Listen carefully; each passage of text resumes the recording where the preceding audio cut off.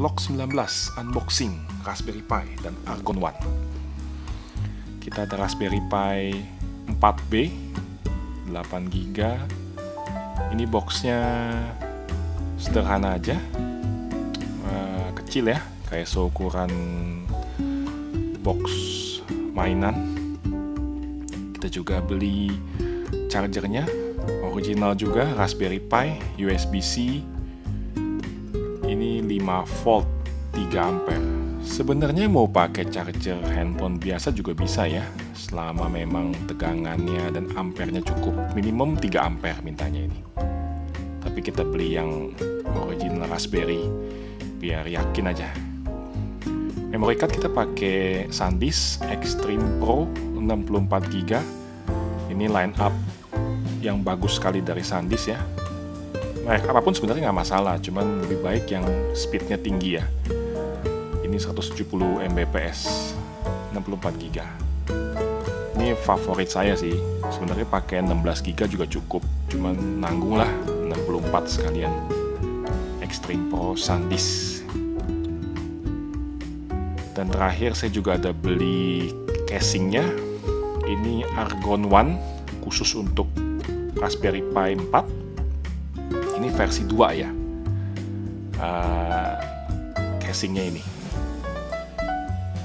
Jadi ada HDMI portnya jadi yang gede dikonversi, dan ya lebih praktis sih, ada fan-nya juga di dalam. Terakhir ada LCD, saya beli LCD kecil 3,5 inci MHS. Ada konektor fan-nya juga. Ini langsung connect ke GPIO port ya, jadi bukan pakai kabel HDMI. Lumayan lah buat lihat-lihat konsol, mestinya masih memadai. Ini touchscreen juga ya. Ada stylusnya, jadi jenisnya resistif ini, bukan kapasitif. Mesinnya lumayan lah untuk milih-milih menu. Oke, selanjutnya kita unboxing. Ini Raspberry Pi 4-nya. Bukanya dari sini, ada open here. Kita pakai cutter aja sedikit. Boxnya sederhana ya, simple sekali. Cuman box biasa dibuka, Raspberry Pi-nya pun tidak dibungkus anti-static bag lagi. Manualnya juga simple aja di sini. Ya nggak perlu dibaca juga. Ya mau baca boleh, cuman nggak gitu perlu sih, karena cukup simple ya. Raspberry-nya seperti ini yang 8GB, generasi terbaru 4B. Ya bentuk sih nggak jauh berbeda ya dari versi sebelumnya. Saya juga punya versi 1 waktu itu. Gitu-gitu aja sih. Itu chip utamanya. Kayaknya RAM-nya di sebelah, ada USB controllernya juga ya. Aja sih, ini konektor Ethernet ya, TRX. Ini USB, ada USB 3 yang biru dan USB 2 yang hitam. Konektor micro SD. Ini simple aja sih bentuknya. Ya ini ada USB-C untuk power, terus 2 mini HDMI ya, mini apa micro ini HDMI. Jack audio out juga buat headphone. Sisanya ya begitulah. Wi-Fi-nya juga ada di sana ya, onboard. Lumayan sih, nggak perlu pakai tambahan lagi. Jadi itu Raspberry 4B-nya. Ini adaptornya. Namanya adaptor ya sama aja ya, yang biasa kita pakai buat handphone, buat charger, cuman ini bedanya speknya harus 3 ampere disarankan. Kebanyakan sih charger handphone cuman 2 ampere, 1 ampere ya, jadi kurang takutnya. Logonya ini bentuknya juga bagus sih, buat quality juga oke. Speknya 5,1 volt 3 ampere. Jadi kalau yang mau beli charger terpisah pun sebenarnya boleh-boleh aja, selama ratingnya 3 ampere minimum USB-C ya. Lalu selanjutnya kita lihat memory card SanDisk Pro ini. Nggak perlu dibahas banyak, memory card lebih cepat, lebih baik beli yang spek lebih tinggi, karena ini OS di load di memori semua ya, jadi lebih cepat, lebih baik. Kebetulan saya suka SanDisk aja sih, bukan promosi ya. Jadi ini bentuknya sama aja bentuknya ya, semua micro SD juga kurang lebih seperti itu.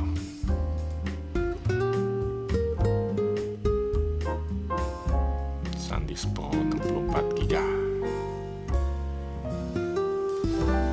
Oke, kita taruh dulu. Selanjutnya apa lagi ya? Oh, selanjutnya ini yang paling menarik, casingnya. Argon One versi 2. Kebanyakan Raspberry Pi ini orang pakai heatsink tambahan ya, karena memang agak panas katanya. Jadi daripada beli casing akrilik, saya akhirnya beli argon aja, karena ini saya lihat bentuknya bagus dan juga heatsinknya integrated di dalam bodinya langsung. Ada juga thermal tape-nya ya untuk dipasangkan di CPU sama di memori.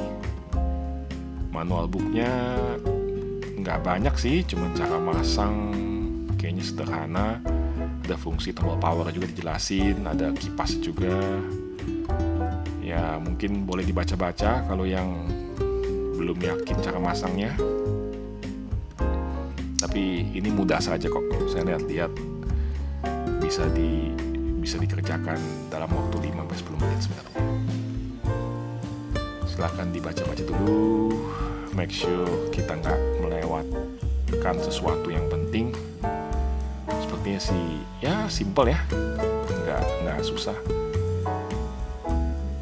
Casing ini datang dalam plastik putih dan kita lihat bentuknya sih bagus, modern ya, futuristik. Ada lekuk-lekuk di atasnya, ada lubang udara di kiri kanan, dan di atasnya ada sambungan extension port GPIO yang ditutupin oleh satu penutup magnetik. Di sisi belakang ada konektor-konektor, ada tempat untuk konektor. Kita buka plastik penutupnya supaya nggak lecet, dikasih plastik transparan, diangkat aja langsung kelihatan dalamnya nggak disekrup. Jadi ada thermal tape dan beberapa baut untuk memasang Raspberry Pi ini ke casingnya. Ada fan-nya juga, kita lihat di belakang itu. Ini extension boardnya dipasang ke Raspberry yang kita punya ya. Jadi model kayak Astro aja, tapi dia juga convert dari micro HDMI ini ke HDMI standar. Ada fan-nya juga nih. Jadi mestinya pakai ini lebih oke sih, karena dia ada kipas dan juga semacam kayak besi yang nempel ke sasis. Jadi panasnya diserap ke sana. Pertama-tama kita harus masang thermal tape dulu ini. Masang USB extension board dulu. HDMI extension boardnya. Agak keras sih karena ini 3 konektor HDMI 2 dan audio harus ditancapkan bersamaan. Saya agak ngeri-ngeri juga nih nekennya nih baru pertama kali.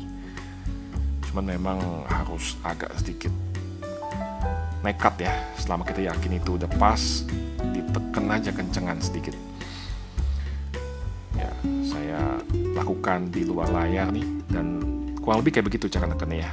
Ditekan pakai 2 tangan, pelan-pelan, make sure sudah ngepas. Extension board ini udah terpasang. Cara ngetesnya kita coba pasang di sasis, lihat apakah konektornya sudah sesuai dengan lubangnya. Ya ini sedikit agak kurang nempel ya, kurang pas, jadi saya tekan sedikit lagi untuk memastikan sudah terpasang dengan baik. Ini GPIO-nya ya, dia akan masuk ke sana, jadi sebagai ada extension ke atas. Jadi kita tekan sedikit, make sure kakinya pinnya itu nggak salah. Kalau salah pasang bisa patah dan repot ini. Kita lihat HDMI-nya sedikit masih kurang pas ya, mungkin harus ditekan sedikit lagi. Kita tekan dulu sedikit untuk pastikan memang sudah sudah kencang banget ya, sudah pas banget posisi extension boardnya ini ke Raspberry PCB yang utama. Kita pastikan lagi, lihat kalau sudah pas. Kita coba, kayaknya udah pas itu ya. Kita coba tekan GPIO pinnya ke dalam ya, kita pastikan. Oke, kalau yakin pas, kita pasang thermal paste nya. Bukan thermal paste, sorry, thermal tape ya. Thermal tape ini disediakan dalam paket penjualannya. Kita pasang di sasisnya. Ini rubber footnya ya, untuk di bagian bawah casing ini supaya nggak mudah lari-lari. Bautnya ada yang panjang, ada 4, dan yang pendek juga 4. Gitu. Jadi lengkap sih, tinggal kita pasang ini buat di dalam atau di luar ya. Yang di luar itu yang panjang, yang di dalam itu yang pendek. Pasang dulu thermal tape-nya. Thermal tape ini ada 2 sisi ya. Dua-duanya dilapisin plastik pelindung. Ini pastikan dibuka keduanya. Kalau enggak, ntar nggak efektif menghantar panas ya. Bukain satu sisi dulu. Setelah kita lihat udah nempel, kita angkat sisi yang satunya lagi ya. Itu ada plastik bening sekali. Mungkin harus dilihat pelan-pelan ya. Pastikan diangkat. Ya. Kita fokuskan dulu layar. Nah, lapisan keduanya ini kita pastikan kita angkat ya, dibuka. Jadi ini permukaan casingnya juga akan menghantarkan panas ya, dari CPU dan memori ke bagian luar dari casing argon ini. Jadi bagus sekali sih konsepnya, menjadikan bodi atau sasis dari casing ini sebagai penghantar panas dan pembuang panas. Oke, kalau thermal tape-nya udah terpasang dengan baik, tinggal kita pasang Raspberry Pi-nya ini ke dudukan yang sesuai. Kita lihat di sana konektor GPIO-nya kita tekan sedikit. Kita pastikan sudah benar, dan HDMI portnya pun sudah sesuai posisinya ya. Oke, sepertinya sudah mantap. Tinggal kita pasang baut. Baut ini agak sedikit rumit ya, jangan sampai salah pasang. Saya ini salah pasang nih. Di ujung itu musinya untuk baut dari luar, saya pasang dari dalam. Jadi ya pelajaran berharga karena lupa baca manual, sombong sih. Akhirnya setelah saya pasang, lihat kok ini mentok sama casing dari luar untuk di bautnya kan. Jadi ya copot lagi, lihat lagi mana yang benar. Akhirnya saya cabut lagi bautnya, pasang di tengah yang benar. 4 baut itu harus dari sisi luar ya. Jadi di sisi dalam itu hanya yang di tengah-tengah aja bautnya. Kita pastikan semuanya sudah benar terpasang, sudah kuat, nempel, dan port HDMI-nya pun terpasang dengan benar. Terakhir kita pasangkan casing bawahnya, casing semacam plastik akrilik ini ya, warna hitam yang sepertinya akan mudah lecet, makanya dikasih plastik transparan.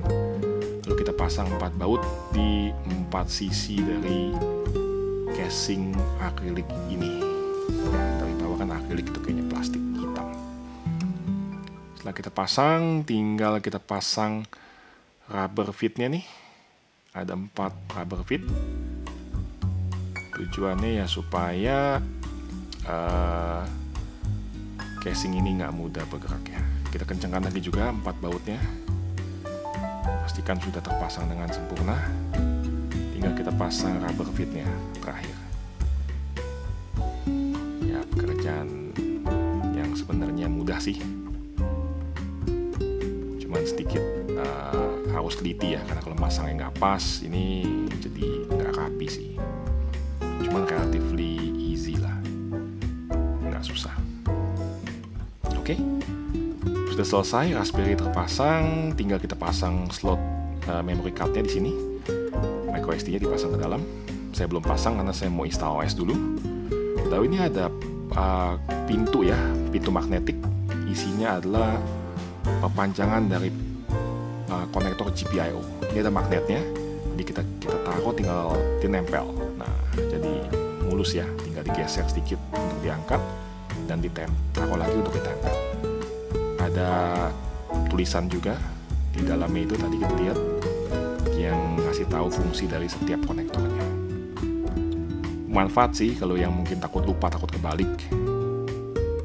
Saya rasa itu sangat diperhatikan oleh pembuat casing argon ini. Sekian unboxing kali ini. Nanti kita lanjutkan dengan instalasi OS dan pemakaian dari Raspberry Pi tersebut. Thank you.